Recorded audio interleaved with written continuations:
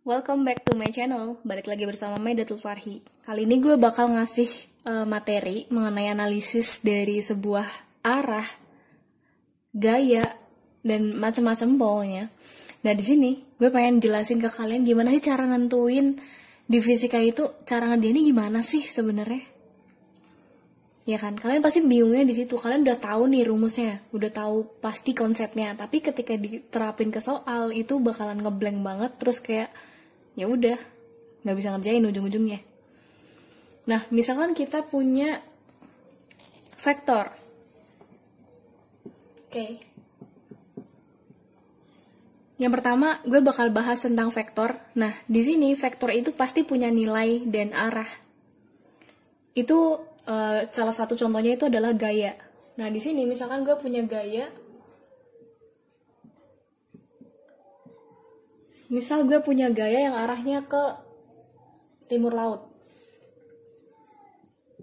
F, dia sebesar, misal dia punya 20 Newton. Nah, karena gaya itu vektor, dia pasti punya arah. Ya kan? Nah, di sini karena kita berkiblat terhadap diagram Kartesius, makanya di sini kita bisa menguraikan si gaya itu bisa ke arah sumbu X atau ke arah sumbu Y. Jadi sebenarnya gaya yang kita temui itu adalah resultan terhadap sumbu X dan sumbu Y-nya. Jadi kita bisa cari gaya yang ke arah sumbu X dan gaya ke arah sumbu Y. Sumbu X berarti di sini Fx dan ini ke arah sumbu Y, Fy. Dan biasanya kalau di soal kita tahu ada derajat yang tahu dari horizontalnya berapa derajat gitu loh. Misal di sini kita punya 30 derajat terhadap horizontalnya. Jadi gayanya terhadap horizontal itu 30 derajat. Nah, terus kita harus nyari deh gaya yang ke arah sumbu X-nya berapa, yang ke arah sumbu Y-nya berapa. Kalian pasti bingungnya di situ kayak gimana nih, ya kan? Nah, kalian udah tahu dong tentang sin, cos, tan. Nah, kalian tinggal terapin aja ke segitiga yang terbentuk ketika kita ngebuat analisis gaya ini. Ketika kalian punya sudut di sini, berarti kalian bisa cari sin 30 derajat itu akan sama dengan sin itu rumusnya adalah depan per miring. Oke, depan sudutnya itu adalah ini. Nah, ini kan nggak ada. Karena vektor itu bisa dipindah, jadi si sumbu Y-nya itu belum tentu di sini doang, dia bisa pindah ke sini. Atau kita berasumsi kalau misalkan kita punya arah gaya yang di sini juga, itu akan sebanding dengan Fy. Jadi kita bisa tulis Fy juga di sini. Jadi nilainya akan sebanding dan arahnya juga sama. Berarti sin 30 derajat itu adalah Fy per F. Depan per miring. Jadi kalau kalian mau nyari Fy, nah kalian tinggal kali deh. F dikali sin 30 derajat. Jadi kalian gak usah bingung nanti pakai sin atau cos. Jadi kalian tentuin dulu sin 30 itu yang mana. Sin 30 berarti kan Fy per F. Kayak gitu. Terus kalau misal kita cari cos. Kalau misal kita cari cos. Cos, gini kan, samping, miring. Samping itu adalah Fx. Berarti Fx per F. Kalau misalkan kita nyari Fx-nya, berarti tinggal F kali cos 30 derajat. Kayak gitu. Nah, buat nilainya, kalian tinggal hitung sendiri. Pasti udah jago lah. F-nya 20 Newton. Terus cos 30. Cos 30 itu setengah akar 3. Sin 30 itu setengah. Kalian tinggal kali aja. Nah, itu buat vektor. Nah, ini vektor yang gaya ya. Nah, kalau misalkan kalian harus cari resultan dari si vektornya, misal gini, kalian punya arah vektor A ke sini, ini A. Terus kalian punya vektor sembarang B ke sini. Nah, terus kalian disuruh cari A plus B. atau itu sama dengan resultannya. Kalian tinggal gambarin aja. Gimana nih? Gini. Oke, A-nya ke sini. Nah, terus B-nya horizontal.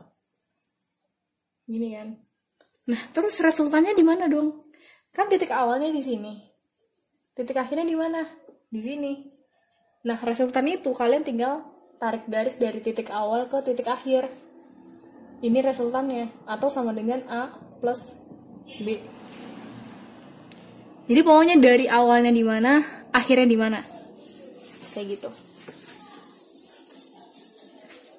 Misal contoh yang lainnya. A ke sana, B ke sana. Nah, terus si C-nya misal ke sini. Terus resultannya mana? Tetap cari yang akhirnya. Dari sini ke sini.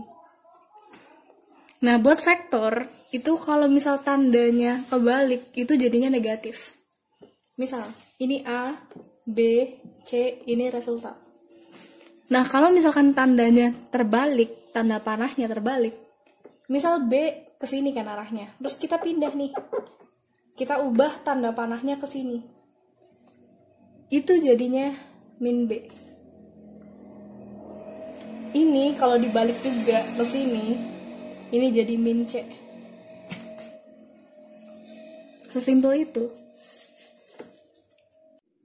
Biasanya kalau di vektor itu ada dua jenis soal. Jadi ada dua vektor yang ngebentuk siku-siku. Siku-siku itu maksudnya 90 derajat. Nah, terus kalau misalkan dia nggak ngebentuk siku-siku atau sudut lancip.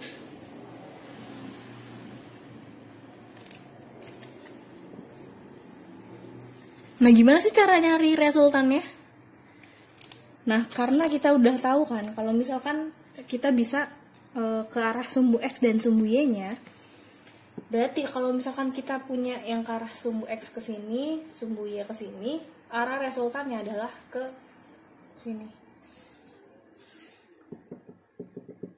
Dan itu tuh ngebangun bentuk segitiga.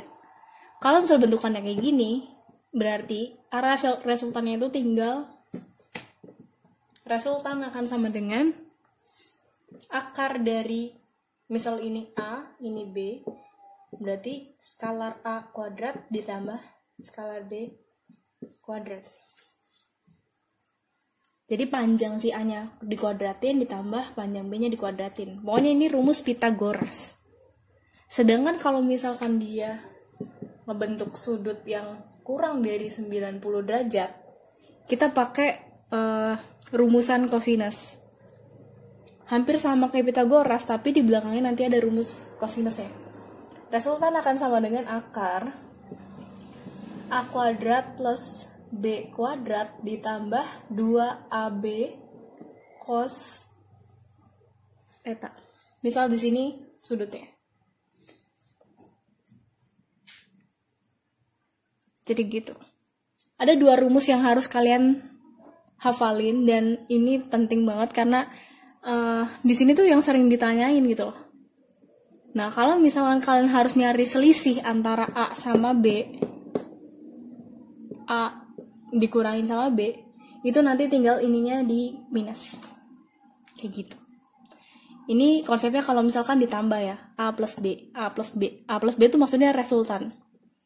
Jadi ini sebenarnya resultannya bakalan ke sana. Ini metode jajar genjang. Ini metode jajar genjang. Terus ini metode segitiga.